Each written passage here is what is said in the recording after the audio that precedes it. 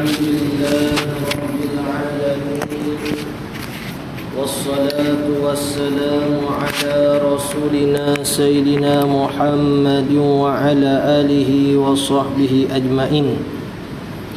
رب اشرح لي صدري ويسر لي أمري واحلل عقدة من لساني يفقه قولي. اللهم افتح علينا حكمتك وانشر علينا من خزائن رحمتك يا أرحم الراحمين. ولا حول ولا قوة إلا بالله العلي العظيم.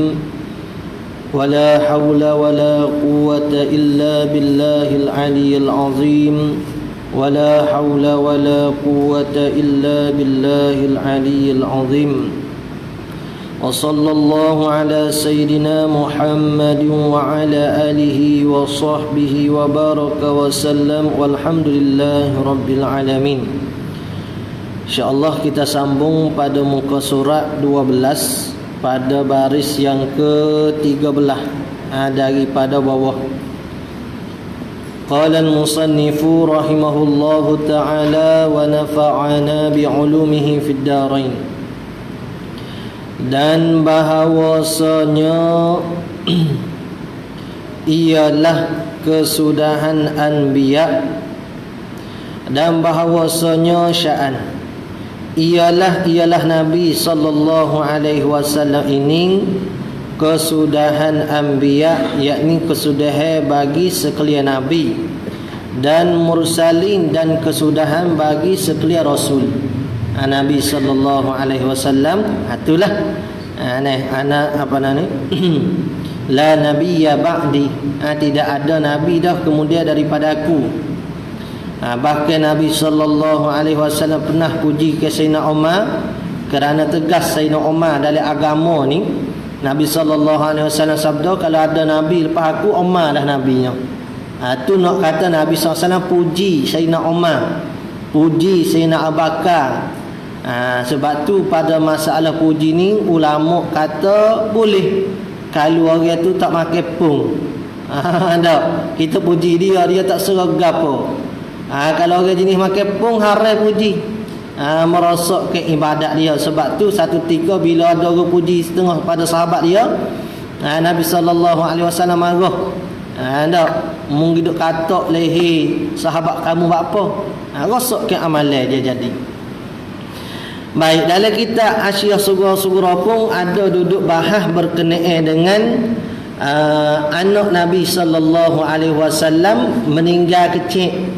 Ada hikmah di antara meninggal masa kecil lagi anak lelaki Nabi sallallahu alaihi wasallam, di antaranya hak nilah bagi nak memuliakan martabat Nabi sallallahu alaihi wasallam. Nabi-nabi lain anak cucu dia jadi nabi belaka. Jadi Nabi sallallahu alaihi wasallam kalau anak dia tak jadi nabi, jadi orang panggil pun rendah sikit martabat dia ada kesal bagi ayah dah pula. Maka dah tak ada dah nabi kemudian pada Nabi sallallahu alaihi wasallam. Di antaranya ulama kata Allah Taala mematikan anak-anak Nabi sallallahu alaihi wasallam lagi tu ketika mana kecil lagi. Kerana kedudukan ketinggian Nabi sallallahu alaihi wasallam tu tak jatuhlah. Baik, dan bahawasanya ialah kesudahan anbiya dan mursalin, dan syariatnya Nabi sallallahu alaihi wasallam menasahkan segala syariat yang dahulu-dahulu. Itu hebat Nabi sallallahu alaihi wasallam. Ada menasahkan syariat Nabi terdahulu, dan tidak ada syariat pun menasah ke akan syariat Nabi sallallahu alaihi wasallam. Hatta Nabi Isa alaihissalam bila turun ke bumi, tak kalau nak hampir dah padanya kiamat, tu pun gunakan syariat Nabi Muhammad sallallahu alaihi wasallam. Dan berkekalan syariatnya Nabi Muhammad sallallahu alaihi wasallam hingga hari kiamat. Itu lebih. Kayak bila waktu Isra' Mi'raj Nabi sallallahu alaihi wasallam lihat ke umat dia seorang nabi ni, ramalah umat dia. Nabi sallallahu alaihi wasallam tanya Jibril, siapa dia tu? Umat siapa? Sayyidina Jibril berkata, tu Musa dan umatnya. Oh, Nabi SAW kata, lama umat Musa alaihissalam. Maka tiba-tiba datang bayangin Allah habis melitupi ke segala. Maka Sayyidina Jibril kata, umatmu ni hai Muhammad SAW lebih ramai daripada sekalian umat-umat yang terdahulu. Start daripada Nabi SAW hingga kepada akhir zaman, ada gunakan syariat Nabi SAW. Dia semua makhluk-makhluk hak mukallaf yang pada zaman ni dikira ke umat Nabi Muhammad SAW. Dia orang kafir pun umat Nabi juga weh. Orang kafir kan, hak tidak Islam umat Nabi juga, dia panggil ummatid dakwah. Adapun kita ni dia panggil ummatid dakwah serta ummatil ijabah. Umat hak orang panggil hak diseru ke, ummatid dakwah ni umat hak diseru. Jadi orang kafir tak kira lah bangsa gapo sekalipun, tu umat Nabi SAW panggil ummatid dakwah. Kita pun umatid dakwah juga, cuma lebih kita ni ummatil ijabah juga, sebab kita terima ke syariat Nabi Muhammad sallallahu alaihi wasallam. Untung kita, alhamdulillah, nikmat Tuhan pada kita, dijadikan kita iman Islam serta dijadikan kita daripada umat Nabi Muhammad sallallahu alaihi wasallam.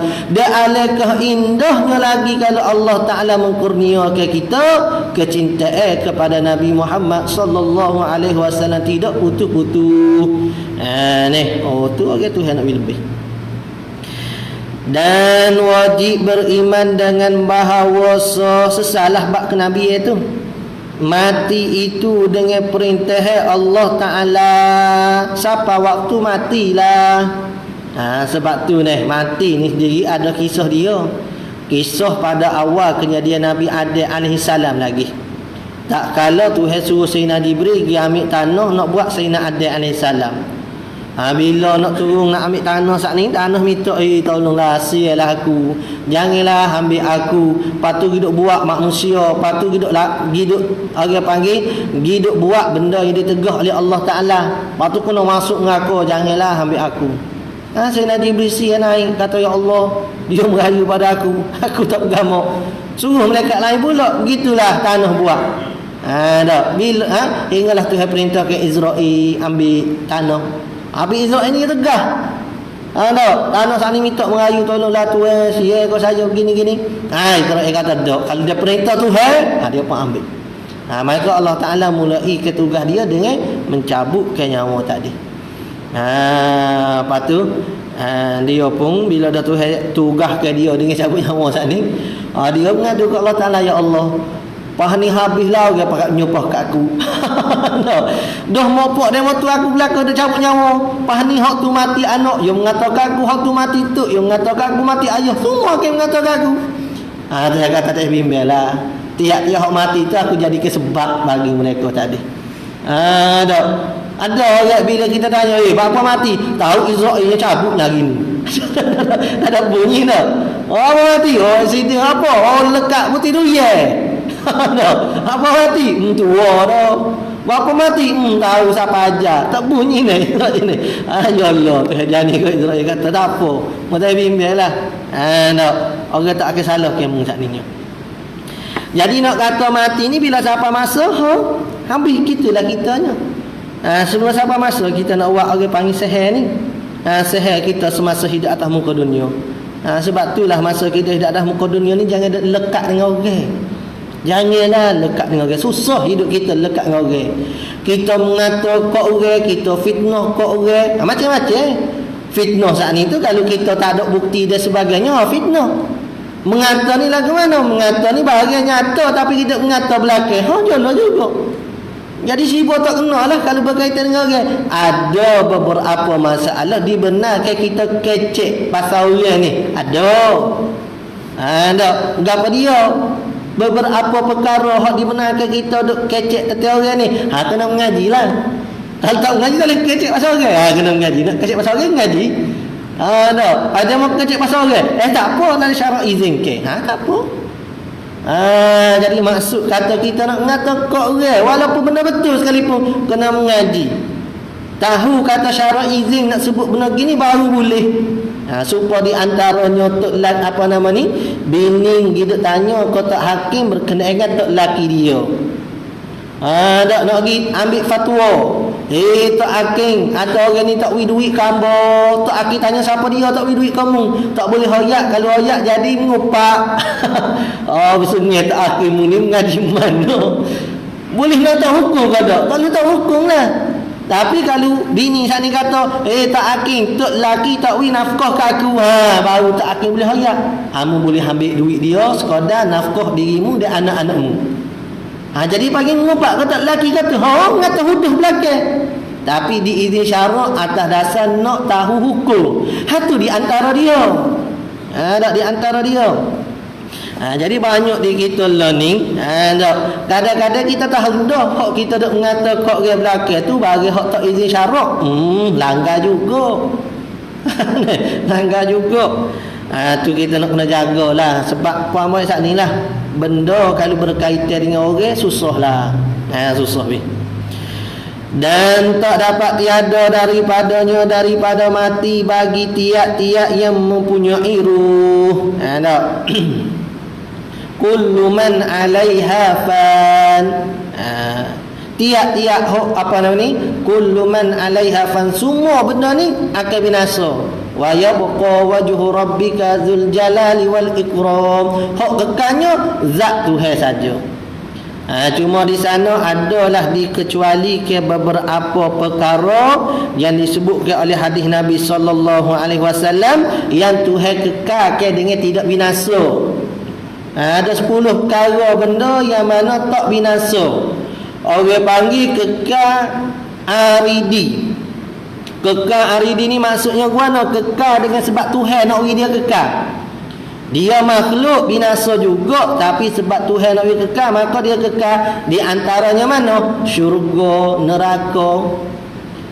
Kita ahli sunnah wal jamaah ni, kita kena berkeyakinan kata syurga dan neraka tu telah ada dan tidak binasa. Lama ke tanya kita syurga neraka ada dah? Tak ada lagi, nanti kiamat ada. Sudah kerja ahli sunnah kat mana punah tu. Tu pegangan puak-puak Mu'tazilah tu. Kita kena tahu pegangan kita lah, gapo pegangan kita. Dia dok kata hamba ahli sunnah, orang ahli sunnah juga kitanya. Gapo dia pegangan ahli sunnah kita tak tahu. Nak kena tahu. Nak kena pegang, nak kena tahu, nak kena pegang ni mari kat mana? Boleh enggak duk rumah, duk kedai kopi, duk kerja? Dah tak boleh. Dia kena dengan belajar. Dengan mengadap. Benda ni lah kurang di masyarakat kita. Banyak dah, insya-Allah, alhamdulillah ramai dah, tapi masih ramai lagi hot dog. Kalau kita tengok ni ramai dah ustaz we, anak laga dengan hot dog, ramai lagi hot tidaknya. Tu kita kena pakak-pakak ajak ni supaya orang panggil syurga ni tidak kita buat hak kita seorang. Kita ajak orang ramai-ramai pakak mengaji belaka we, kalau tak mengaji tak kerti agama. Sebab tu saya nak Hasan Al-Banna sendiri kata sallallahu sirahu. Ada seorang pejuang. Dia meletakkan syarat utama dalam kita nak bawa agama ni al-fahmu. Kena faham. Ni kita kadang-kadang masya-Allah nak bawa dah agama tapi kefahaman terhadap agama tu tak ada. Ada sebuah Hasan Al-Banna tak ikut. Hak pertama dia kata kena ada faham.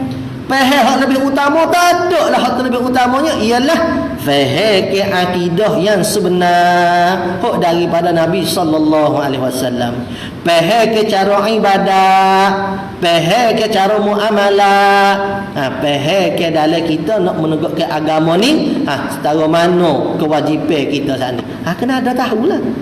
Kalau hak akidah kita tak tahu dah, benarlah. Anak-anak muda kita bagus dah kadang-kadang semangat dia dalam buat usrah dan sebagainya, tetapi dalam pengajian hak kurang, kena tegurlah sikit. Kena tegur. Kalau kita mengaji dah, masuk ni tegur, masuk sekali, bawa masyarakat kita ni kepada agama yang syumul. Dan tak dapat tiada daripadanya bagi tiap-tiap yang mempunyai ruh, dan tiada mati seorang malaikat apabila telah menyempurna ia Allah akan rezekinya rezeki seorang, dan ajalnya ajal seorang. Tu jangan makan banyak makan banyak habis rezeki kita, tak mati kita nya. Yang kita tak mati lagi lah ni sebab rezeki kita ada lagi. Habis rezeki tak ada, mati kita. Idza jaa ajaluhum la yastakhiruna sa'atan wa la yastaqdimun. Apabila sampai ajal seseorang itu, la yastakhiruna sa'atan, tidak diperlewatkan walaupun sesaat, dan tidak dipercepatkan walaupun sesaat. Sebab itulah Sayyidina Umar, seingatnya dia tulis pada cicing dia gapo? Kalau Nabi sallallahu alaihi wasallam dia ada Muhammad Rasulullah. Sayyidina Umar dia betul cicing dia, di mata cicing tu dia tulis apa? Kafa bil mauti mau'izatun. Dia Umar, memadailah bagi mati itu satu peringatan bagi kamu, hai Umar. Dia tulis mata cicing supaya ingat semua. Pada yang matilah sebagai mengingatkan bagi kamu. Kita pun kena ingat mati semua. Ingat mati semua. Baik. Dan ajalnya bersalahan bagi dan ajalnya bersalahan bagi falsafah. Puak falsafah. Pada kata mereka itu falsafah, bahawa mati itu dengan semata-mata cedera. Pelaturan tabiat. Dia kata bukan kaitan dengan Tuhan, tapi dia kata cedera peraturan tabiat. Seperti mana tabiat kebiasaan manusia, peraturan orang panggil peredaran bumi, bintang dan sebagainya. Bila cedera dia kata mati, binasa Allah dan sebagainya, tanpa satu paut dengan kekuasaan Allah Ta'ala. Itu puak falsafah. Kita dah kita orang panggil ajar hidup kita semua telah ditentukan oleh Allah Ta'ala dan dilakukan oleh Allah Ta'ala. Dan bahawa malikil maut ialah yang mengambil akal sekalian ruh. Malikil maut mari dah ambil sekalian ruh kita ni. Pasti ada anak-anak buah dia pula lah. Baju cabut ni. Sebab tu ada satu kisah kan. Sahabat Nabi Sulaiman AS ni, dia duduk dengan Nabi Sulaiman AS. Satu ketika mari orang duduk depan pintu. Dalam majlis Nabi Sulaiman AS ni, mari orang duduk depan pintu, duduk jeling-jeling kepada hak saudara sahabat bagi Nabi Sulaiman AS ni. Jadi orang ni tak sedap duduk. Sudahlah, hotel kau siapa dia ni, duduk jeling-jeling kaku yang tadi lagi. Dia pun ayat ke Nabi Sulaiman AS, tolonglah ya Nabi Allah, hantar aku ke tempat hak paling jauh daripada sini. Apa? Bimbel ni. Nampak orang nak tekan ke dia, nak bunuh dia, nak pukul, nak katak dia. Nabi Sulaiman pun arahkan angin, hantar orang ni pada tempat yang jauh. Lepas tu Nabi Sulaiman pun panggil orang hodok jeling depan pintu sana. Mari sini. Dia tanya bapa duduk jeling kau ni ada dekat hotel kau, balas kau lagu mana? Dia kata dak ya Nabi Allah, aku ni malikil maut. Aku malikil maut. Kata mana? Dak, aku mari duduk sini pelik mana? Beberapa detik, beberapa saat, beberapa minit dia ni akan mati. Tapi tidak mati di bangku. Mati mana? Duduk ngaikan sepatutnya. Bukan mati yang ada dalam majlis ni dah. Duduk mati lain, jauh daripada tempat dia berada sekarang. Rupa-rupanya betul. Tak salah tempat. Dia minta Nabi Sulaiman tu, dia pergi minta tu, pergi hantar tempat yang nak mati. Dia tak tahu tempat yang nak mati situ. Allah ni mudah-mudahanlah Tuhan buat jadi kita ni tempat mati kita ni tempat-tempat orang molek, tidak tempat-tempat maksiat. Mudah-mudahanlah. Tapi katanya ahli ulama tak dapat tidur lah. Kalau kita nak mati tempat-tempat molek, keadaan hok molek dalam ibadat dan sebagainya, maka mestilah masa kita waktu hidup ni banyak dihabiskan waktu begitulah. Nak mati atas masjid, kena kerak mari masjid lah. Ni setahun sekali mari waktu raya. Raya besar pada Jumaat pun ada setengah kita ni. Jumaat tak hari, raya hari. Ada juga je kita. Nak kata tak banyak hari. Ada tempat lain banyak. Shopping, kompleks sebagainya banyak dah pergi. Atas kereta, duduk derat kasih banyak. Jadi kalau kita nak mati dalam keadaan itu, duduk dalam keadaan gitulah banyaknya. Nak mati dalam keadaan baca Quran, baca Quran banyaklah. Itu cara kita. Ni, bila habis rezeki dan bahasa malaikat maut, dia cabut nyawa kita, ruh kita ni. Sebab tu ruh ni satu zat. Satu zat. Tubuh badan kita ni satu zat, ruh ni satu zat pula. Kerana itulah ruh ni dapat malaikat maut cabut. Kalau ruh ni bukannya satu zat yang asing, lagu mana dia nak cabut ruh kita? Sebab tu di dalam akidah kita mengaji, mustahil Allah Ta'ala hidup dengan ruh. Dalam faridah pun ada sebut, walaupun ruh yang qadim, mustahil. Tuhan ni hidup dengan ruh yang qadim, mustahil. Sebab apa? Sebab kalau kata Tuhan hidup dengan ruh, maka jadi berbilai zat Tuhan. Zat Tuhan satu, ruh tu satu. Jadi orang panggil kamuttasil. Kamuttasil. Bilangan-bilangan yang berhubung pada satu zat. Tak boleh. Pok kita ni berbilai. Zat satu tapi berbilai. Ia panggil kamuttasil. Dan bahawa sekalian orang yang mati ditanya akan dia akan orang yang mati, kemudian daripada tanamnya orang mati. Allah ni, aku mana kita nak jawab muka nakis esok ni? Melainkan segala orang yang diistisnakan, melainkan orang-orang yang dikecualikan, maka tiada ditanyakan mereka itu. Malaikat tak tanya dia sebab dia orang VIP weh.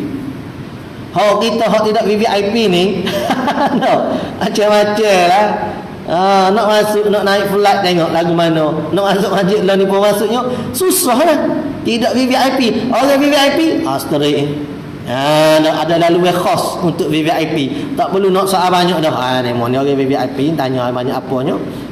Ni kita dalam kubur gitulah. Esok kita semua ditanya kecuali orang VIP. Tak ditanya. Siapa dia orang-orang VIP dalam kubur esok ni? Hak harta banyak, hak datuk Tan Sri kau. Setengah daripada mereka itu orang yang dikhususkan, diistisnakan ni orang yang siddiqin, orang yang benar. Seperti mana Sayyidina Abu Bakar As-Siddiq. Dan orang yang murabit. Ni siapa dia? Orang yang berada pada jalan Tuhan ni. Dan ni orang murabit, orang yang berada pada jalan Tuhan lah. Orang wali-wali. Ni. Dan orang yang mati syahid, tak kena juga soal muka nakir. Dan orang yang melazimkan membaca surah Tabarak, boleh buat amal. Orang yang duk baca Tabarakal Ladzi ni weh, tiap-tiap malam duk baca. Orang ni terlepas juga daripada soal jawab muka nakir weh. Tapi kena bayar hotel pun. Kata lepas mengenai dah ni beres baca surah Tabarak. Tak boleh lah lekat dengan orang tu, kena bayar. Boleh buat amal ni Tabarakah ni. Dan orang yang membaca di dalam sakit matinya akan surah Qul Huwallahu Ahad. Kita nak nazak, nak mati la ni, perbanyak ke baca Qul Huwallahu Ahad, Allahu Samad, lam yalid wa lam yulad wa lam yakul lahu kufuwan ahad. Qul Huwallahu Ahad. Baca. Ni tak sibuk dengan orang dah lah, tak sibuk dengan harta dah nak mati. Sebab tu kalau sebelum mati tu kita selesai harta benda kita tu, molek juga weh. Sekabut masa nak mati pun tak cara ke harta lagi. Dan orang yang mati dengan sakit perut, kena bala ni. Orang yang mati dalam keadaan kena musibah, sakit perut. Sakit perut, gastrik korban, jadi menyebabkan sakit perut tu hingga membawa kepada mati. Lebihlah naik katanya ni. Dan orang yang mati dengan taun, supalah kelebihan orang mati syahid gini juganya. Ada orang mati lemah, orang mati terbakar, tertimpa bangunan, tanah dan sebagainya. Tu kelah-kelah orang panggil orang yang syahid akhirat dia panggil. Mati tengah duk beranak dan sebagainya. Tu mati syahid akhirat. Jadi dia juga termasuk daripada orang yang lepas daripada soal malaikat. Dan orang yang mati malam Jumaat atau harinya hari Jumaat, mati malam Jumaat atau hari Jumaat, terlepas daripada soal jawab dalam kubur. Sedaplah mati malam Jumaat, hari Jumaat ni. Patuh mati malam Jumaat, hari Jumaat ni bukan semua orang tertentu saja. Orang yang Tuhan pilih. Jadi dia mati hari tu mulia dah dia saat ni. Dan bahawa setengah tidak semua, setengah dia kata tu. Dan bahawa setengah daripada orang yang mati itu diazab ke di dalam kubur mereka itu, wal iyazbillah. Mintalah Tuhan jauhkan kita daripada kena azab ni. Tak gerak diri kita, api dunia tu pun tak gerak. Dan setengah mereka itu orang di dalam nikmat. Sebab tu Nabi SAW sabda, al-qabru rawdatun min riyadil jannah au khufratun min khufrin nar, au kama qala sallallahu alaihi wasallam. Yang mana kubur ni satu taman daripada taman syurga, kubur ni, ataupun satu lubang daripada lubang api neraka. Kubur. Sebab tu sunat kita ziarah kubur orang alim ni, orang soleh. Kerana kubur orang alim, orang soleh ni satu taman daripada taman syurga, tempat turun rahmat Tuhan ni. Nya apa orang duk doa, duk pergi ziarah kubur orang-orang alim. Itulah bukan duk minta tok guru, tok wali tu. Duk keberkatan. Tempat hak berkat di antaranya majlis ilmu, majlis mengasihi Allah, raudhah, tu tempat-tempat berkat. Masjid, kubur saat ni tu pun berkat juga kalau orang-orang soleh.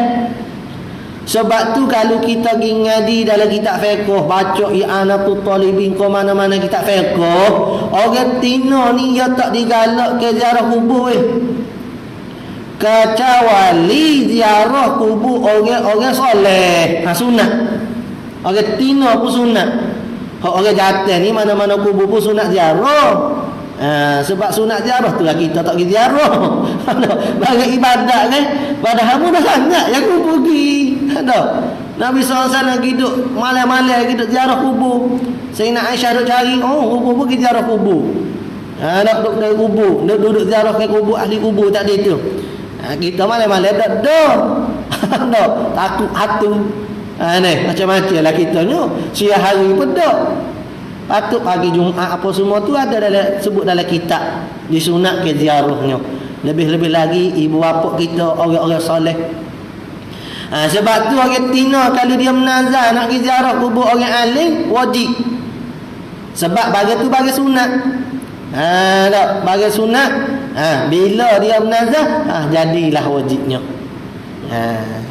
Bagi takarrub dia panggil. Kalau makan kau diri dia tak boleh. Yang menazar kata anak aku boleh kerja pas ni, aku nak makan kambing. Aku nak makan kambing, bukan wak jamu kambing. Aku nak makan. Tu bukan bagi takarrub, bukan bagi mendekat diri pada Allah Taala. Dia nak betul nazar kita ni bagi hak takarrub, mendekatkan diri kita pada Allah Taala. Wajib dia kena pergi ziarah kubur orang alim sana, orang soleh tadi. Ni bapak kita ni dekat ni dengan apa ni? Tuan Guru Haji Ali pula bisa ada. Guru Jali dah. Apa nama? Guru Jali dah pula bisa ni. Belakang Masjid Gung tu rasanya. Sini atukan. Sini tidak. Sini siapa dia kubur? Tuan Tabah. Sini Tuan Tabah mutukan kapal laut. Tuan Tabah dekat ni. Molek juga kita ziarah dah. Lama lagi tak tahu kan, tahu lah kau sini. Ada kita tahu ni. Ziarah ke kubur Tuan Tabah itu rasanya kena peracu ke mana. Ya Allah. Ya Allah. Mana kita peracu kubur alim ulama. Oh syirik kau ke mana pergi baca kitab fiqh gak buat hawa nafsu ya panggil. Kubur orang-orang alim, orang-orang soleh disebut dalam kitab diharuskan untuk buat binaan. Tujuan apa buat binaan tu supaya orang kenal ke kubur sat ni. Orang buat binaan tu pun ramai lagi tak kenal kubur tu ada apa ni. Tak buat tak? Kau tak kenal. Boleh, harus supaya mudah dikenal. Apa yang kita percuma ni? Tobat Tobat yang kita percuma ni. Ayah percuma lah. Tak bawa jadi syiriknya. Hak syiriknya orang, hak tak reti, hak tu syiriknya. Jadi kubur orang-orang soleh ni molek kita ziarah, dapat pahala. Tak pergi baca Quran kau gapo kubur orang-orang soleh. Mudah-mudahan keberkatan dia dapat kau kita. Ya nak gitulah. Baik. Apa nama ni? Kubur zat ni sama ada lubang neraka, tempat azab ataupun tempat Tuhan berikan nikmat. Mudah-mudahanlah Tuhan jadikan kubur kita ni daripada kubur orang mendapatkan nikmat. Di antara disebut dalam hadis dalam kitab kelebihan orang menuntut ilmu agama ni kalau orang menuntut ilmu agama ni lalu pada mana-mana perkuburan, diangkat ke azab 40 hari 40 malam. Tak apalah hadis tu kuat atau tak kuat, khilaf ulama pada mauduk dia. Ada setengah ulama kata dhaif saja. Tak apalah. Nak ayat kata apa sebab bahagian tu bukannya sepakat ulama kata ada palsu dan sebagainya. Ni. Jadi nak ayat kata apa? Kelebihan kita bila kubur kita ni dilalui oleh orang-orang ahli ilmu. Ni. Nak sekali lah tu sebab tu orang pakak hidup tepoh tu kubur dekat-dekat pondok pasti tumbuh lah. Tapi kalau semaya bed juga kena katok juga weh. Cuma nak kata kelebihan. Sebab itulah apa nama ni anak Sayyidina apa nama ni anak ketua munafik Madinah tu dia minta jubah Nabi sallallahu alaihi wasallam. Kenapa? Nak dapatkan syafaat tu syafaat di Nabi sallallahu alaihi wasallam, keberkatan Nabi sallallahu alaihi wasallam. Dan bahawasanya ada setengah ulama tu dia baca tempat lubang kubur nak duduk tu, nak tidur, nak tanah dia tu dia baca Quran puluh-puluh ribu kali dia baca Quran. Tak persiapan nak mati. Ni. Kita tak baca dalam lubang kubur kita pun tak apalah, baca rumah tak apa dah. Dan bahawasanya lagi akan dibangkitkan segala orang yang mati pada hari kiamat, iaitu bahawa dihidupkan mereka itu orang mati. Ni orang panggil pada mahsyar ni. Tak dihasyar, dihipungkan manusia balik. Kiamat, tak didirikan balik manusia tadi. Tak haju-haju, tak Tuhan hidup semula. Dan dikeluarkan mereka itu daripada kubur mereka itu. Tuhan keluarkan semula daripada kubur. Kemudian daripada dihimpunkan segala juzuk mereka itu yang asli, yang sya'annya keadaan dia, yang sya'annya keadaan dia berkekalan tiada seperti kuku dan tahi. Maksud kata keadaan dia serupa masa hidup atas muka dunia lah. Masa hidup atas muka dunia. Seperti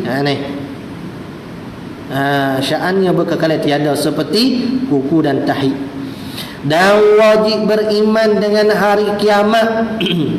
Tu saat ni beriman pada nikmat kubur, azab kubur, bangkit.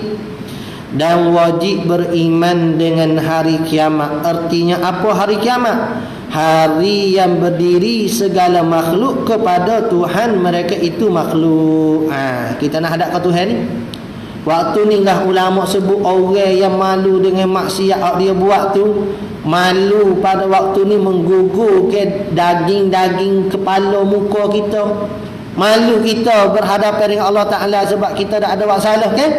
Kalau lah ni merah yang muka, ketuk depan orang utamanya merah muka malu. Sesak malu depan Allah Ta'ala ni, gugurnya orang panggil isi-isi daging kita. Ya Allah, ampunkanlah kami ya Allah. Dengan berkat Nabi Muhammad sallallahu alaihi wasallam. Dan wajib beriman dengan hari kiamat, artinya hari berdiri segala makhluk kepada Tuhan mereka itu. Maka adalah ia hari kiamat sebenar.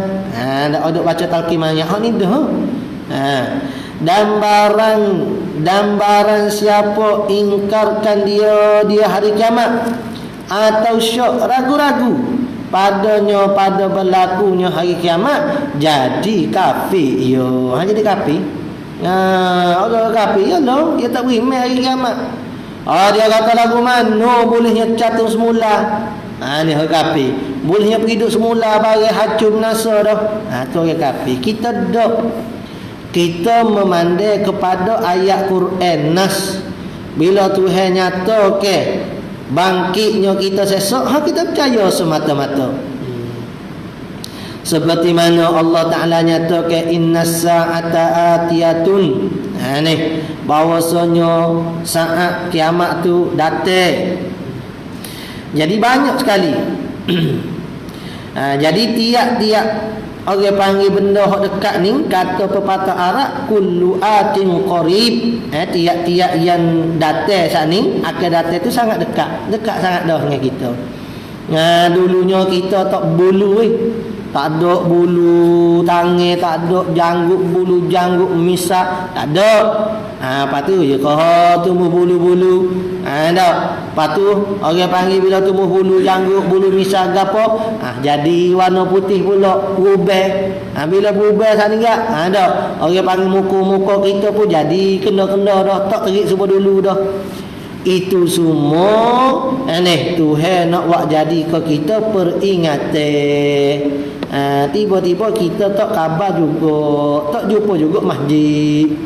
Tu Dan barang siapa ingkar ke dia atau syok padanya, jadi kafir. Waliyadzubillah. Dan wajib beriman dengan bahawasanya dihalau ke segala orang yang mati kemudian daripada bangkit mereka itu kepada mauqif. Iaitu mana mauqif? Bumi yang baharu yang digantikan, yang tiada diperbuatkan maksiat atasnya sekali-kali. Semua ni hancur binasa belaka dah. Tuhan pun buat satu tempat yang khusus, yang mana dihidupkan kita semua, yang mana kita saat ni tu hidup daripada anjung zambi kita lah. Tulis sulbi ni, tumbuh supaya tumbuhan balik, hidup balik, takut balik. Maka pada waktu tu dihalau ke kita pada mahsyar, pada tempat hak dihalau, tempat hak dihipung. Dahasi huru hara yang bersangat bagi segala orang yang dimurkakan dimurkakan mereka itu oleh Allah Ta'ala. Waktu ni huru hara, ada masing-masing nak selamatkan diri masing-masing. Waktu ni lah kita nak syafaat ni, duk cari kau syafaat dan sebagainya, nak minta tolongan. Huru hara keadaan waktu tu. Orang-orang yang ada kenderaan dia naik kenderaan dia. Mana kenderaan mereka? Lembu-lembu yang dikorban lah. Korban lembu kurus, main lembu kurus. Tak nak pikul kita lembu. Sebab tu kata setengah ulama, kata kena korban hak syariah. Binatang tu sesok menjadi tunggangi kita. Menjadi tunggangi kita. Korban banyak-banyak lah. Ni korban nak dekat kepada kita ni tak lama dah lagi. Mengajilah bab korban apa semua tu, supaya biar korban kita tu kena molek. Lepas tu cari ada hak murah sikit lagi dak. Lebih sikit dak. Hak dia cari tu murah sekali dah, dia cari bisa lagi. Ada murah sikit lagi dak. Ada pukul tak apa asal jadi. Dah. Janganlah. Lepas tu nasihat kita ni kepada diri kita jugalah. Kalau ada rezeki lebih tu korban sekor lah weh. Sekala-sekala kita nak korban dah segiye. Tahun ni terawak sekor, kok kita sorge ya. Tak mudah-mudah dapat bantuan kita sesok. Dengan kenderaan kita saat ni. Lepas tu cari hak molek lah. Lepas tu cari hak molek tu buat biar kena dengan cara lah. Kalau nak suruh korban, wakil ke korban niat sebagaimana jual beli, biar kena molek. Barulah jadi orang panggil korban. Kalau tak buat mudah-mudah tak jadi korban. tak jadi korban. Banyak dak berlaku di masyarakat kita tak jadi korban, jadi sembelih biasa. Rugi baik sembelih masa ni tak ada orang nak bagi daging ni. Amo pun nak juga. Jadi sembelih biasa, rugi kita. Ngaji molek batu, mudah-mudahan dapat pahala ganjaran insya-Allah Taala sesat. Qala musannif dan bahawasanya dihisabkan mereka itu atas segala amal mereka itu kejahatannya dan kebajikannya wallahu a'lam.